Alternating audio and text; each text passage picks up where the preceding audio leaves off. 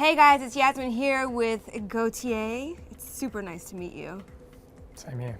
Thank you very much. I don't know if you know this, but somebody that I used to know is the third most liked video of all time on YouTube with 1.4 million likes.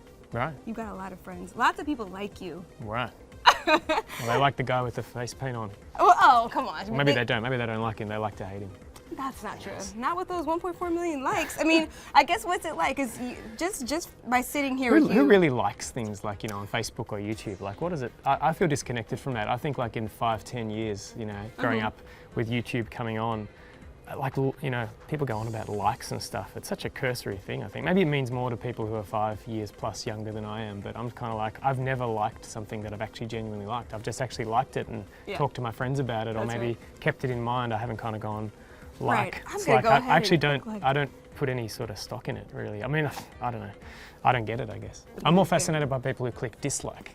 Is that right? Yep. Do you ever read the comments on your videos? Yeah, here and there, sure. What do you, do you have any like sort of initial thoughts when you read them? I think it's natural to inevitably like initially have a personal response and to kind of, and so potentially, to be sort of, I don't know, have your ego stroked or also beaten by, the randomness of YouTube comments. But then very quickly, if you have a bunch of comments, you realize you can't generalize about the detritus of, I don't know, commentary. That's right. That YouTube represents. Yeah, you can't really get caught up.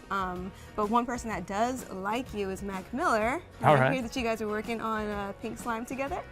I met him for less than a minute in Osaka, Japan. And I met him again briefly on the red carpet of the MTV Awards.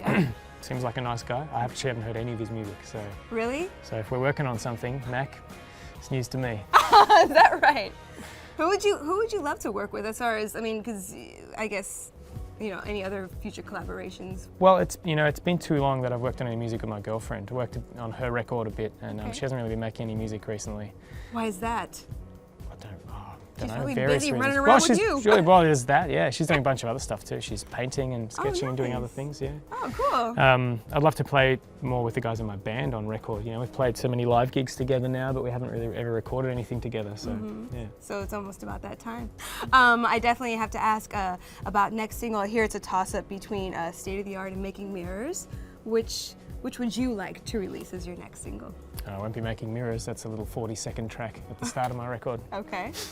At least it's radio format, right? Right. So I guess that would be State of the Art. That would be your choice? Oh, I'd put State of the Art out as a single, sure, but it'd be interesting to see how it goes. Why is that? Things are so formatted, I think, it's probably a bit too weird for most people. Well, do you think that, I think because of, the internet and really just the internet, you can kind of do whatever you want, I feel like, it doesn't have to be so radio format friendly? It's pretty much my MO. Okay. Do what you want to do. All right, guys. Well, thank you so much for hanging out with me. My pleasure. And you guys keep it locked right here for more Fuse Music Week live from Radio City Music Hall.